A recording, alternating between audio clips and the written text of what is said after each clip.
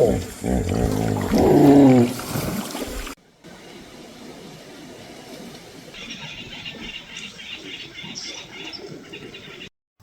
are the Earth's ancient pathfinders, living cathedrals of the natural world, giants of grace and sacred wanderers who carry the memory of landscapes within. These are the African elephants.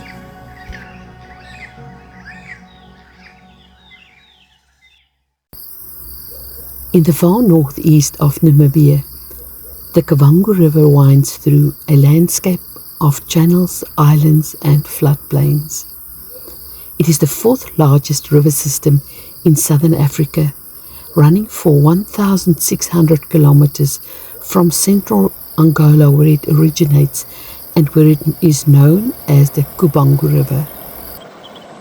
It changes name to Kavango when it enters Namibia, and it terminates in the Kalahari Desert in northern Botswana, forming an immense inland swamp known as the Okavango Delta.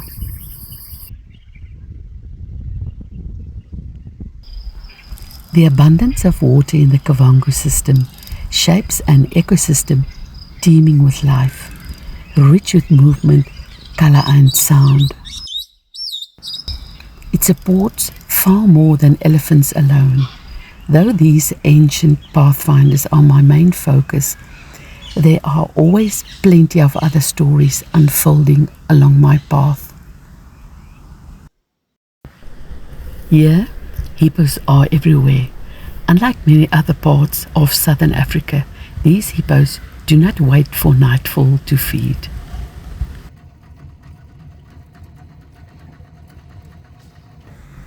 Plenty of aquatic plants, grasses and flooded vegetation allow them to eat during the day. As a result, their daily rhythm is reversed. Daytime becomes a period of feeding and movement. Night, instead, is a time of rest.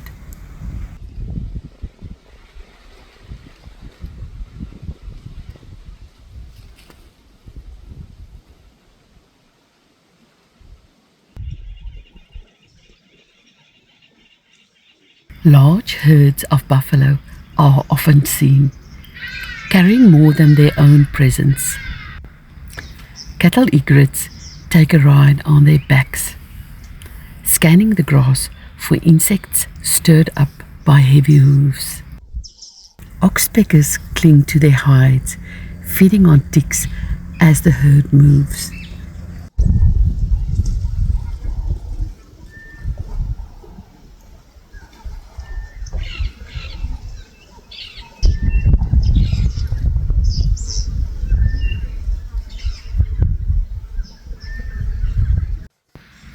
For some, abundance reveals itself as ease.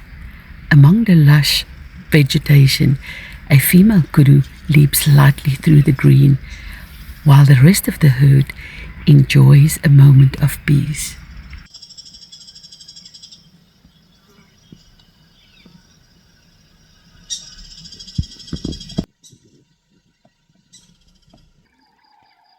A sable bull moves through the landscape with quiet confidence. Lechwe stay close to the water to evade land-based predators like lion, because they are faster in water than their predators. Their hind legs are longer and more powerful than their front legs, which help them jump and run through water. They graze on aquatic plants and grasses found in flooded meadows and swampy areas.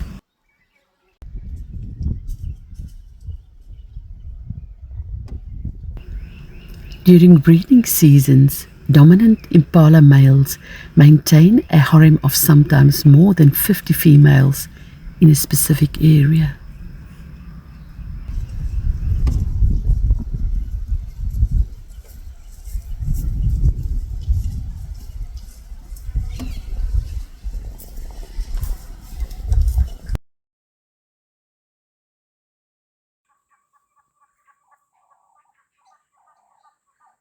Where prey is abundant, predators are never far behind. The richness of the Kavango does not only sustain grazers and browsers, it also supports those that depend on them.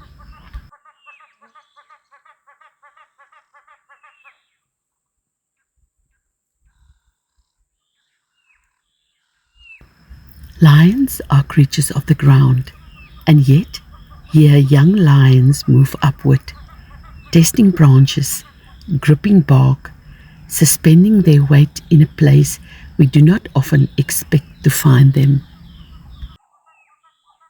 Tree climbing lions are uncommon.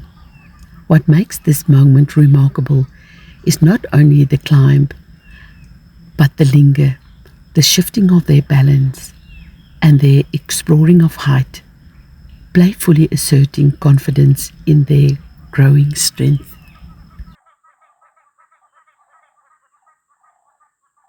I was positioned directly beneath them, close enough to hear movement, close enough to share the space without disturbing it.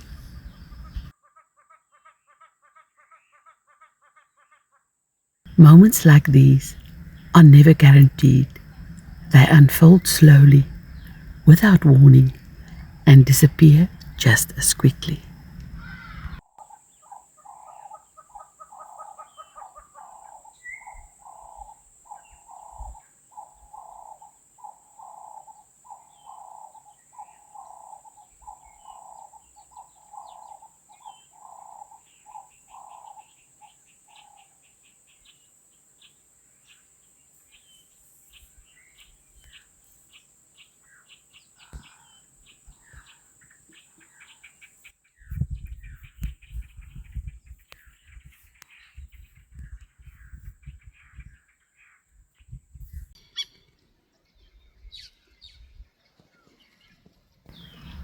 Water monitor lizards are opportunistic carnivorous carnivores and scavengers with a highly varied diet, consuming almost any animal smaller than themselves, including fish, crabs, frogs, snakes, birds, rodents, eggs, insects, and occasionally carrion.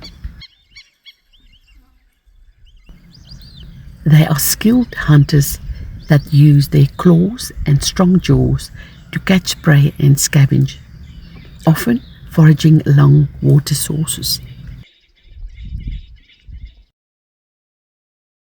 Their forked tongues are used to taste the ground for prey like worms, ants, and termites.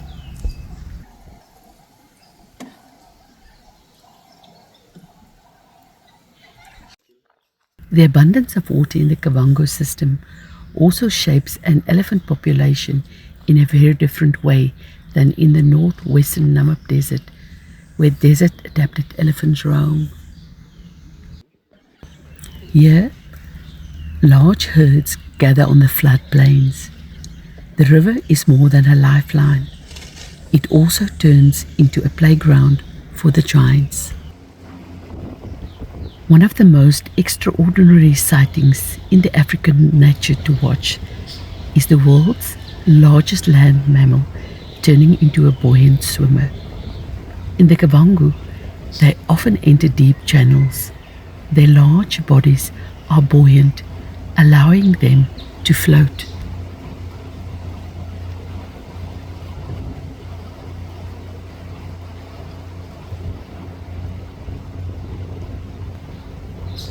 Their strong legs provide powerful propulsion, and their trunks acts as a snorkel, allowing them to breathe when submerged.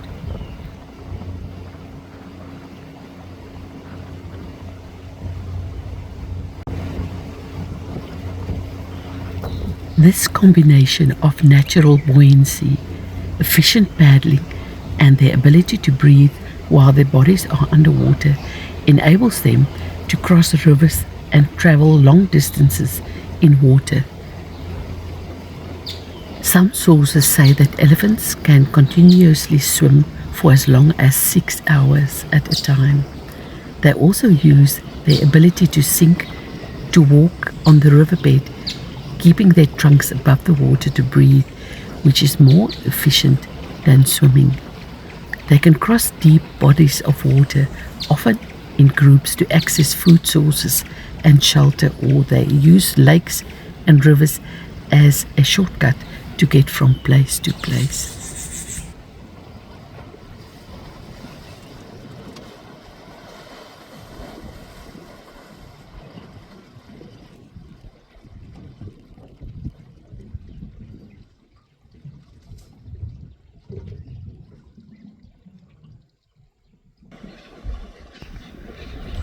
They are highly social and curious.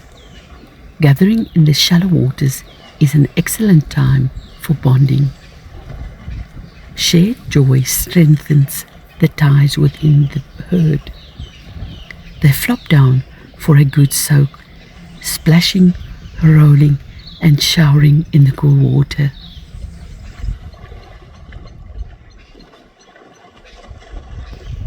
Play is usually an indicator of long-term survival and success in the wild.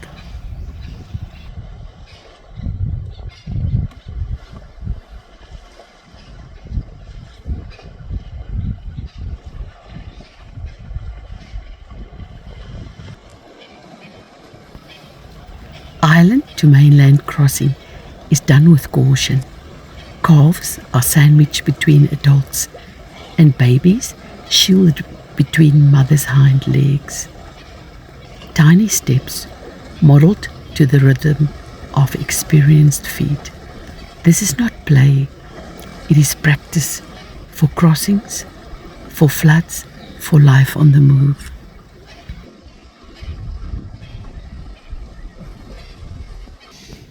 The abundance of water results in a thick terrain with papyrus reed beds, riverine woodland, and tangled undergrowth.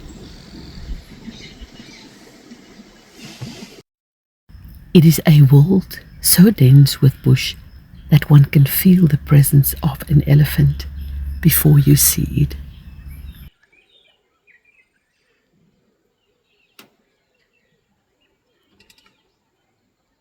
Sound is muffled, sightlines are short, and sometimes you suddenly find yourself between elephants. A humbling, nerve-wracking reminder that this is their world and we are only visitors.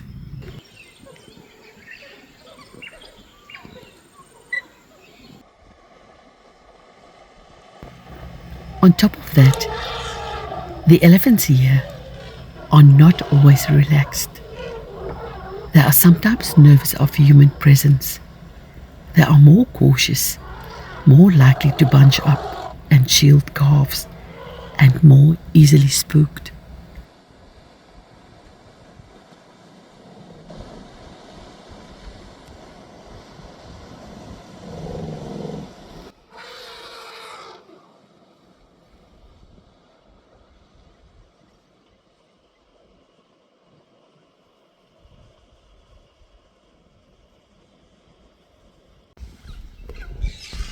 Among the herds, I came across a tuskless matriarch with her family. In most populations, only about 2 to 6% of females are naturally tuskless. But in regions with heavy past poaching and hunting for ivory, this has risen dramatically in females. An evolutionary response to selective killing for ivory.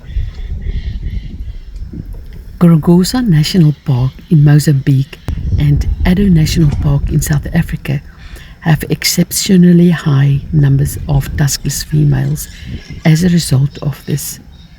This phenomenon in African elephants has been linked to mutations in a gene called AMY-LX, which is located on the X chromosome. AMY-LX is involved in tooth and tusk development. A defective version of this gene can prevent tusk growth. Tuskless males are almost never seen because tusklessness is passed down through the X chromosome, and because males are born with only one X chromosome. When this single X carries the tuskless gene, it proves to be fatal and the calf never survives. Elephants carry secrets not only in their genes, but also in their senses. Here in the Kavango, people say that when the first thunder rolls on the horizon, the elephants vanish overnight. I once saw it myself, lightning flashing far away, but no rain where I camped. Yet, by morning, every elephant was gone. Scientists believe these giants can pick up seismic tremors thunder sends through the ground long before the storm arrives. They do so through the Pacinian corpuscle pressure receptors present in their feet and trunk. Guided by these invisible signals, the herds begin their journey north, crossing into Southern Angola in search for fresh new grazing. It is a reminder that elephants live in a world we can barely sense, a world written in vibrations and trusted without question. So what drives the Kavango giants to leave behind a river of abundance? Maybe the answer lies in something far older than the river itself. An ancient instinct carried in the memory through the matriarchs to keep moving. Migration allows the land to rest, to heal, to recover until the rain returns. Perhaps the real answer is that elephants still listen to the whispers of the earth in ways we can no longer hear. By blocking ancient migration paths with fences and allowing habitat loss, perhaps we do more than injustice to these sacred wanderers. We also silence the rhythm of nature itself. Until next time, may the wild always find a way to surprise you.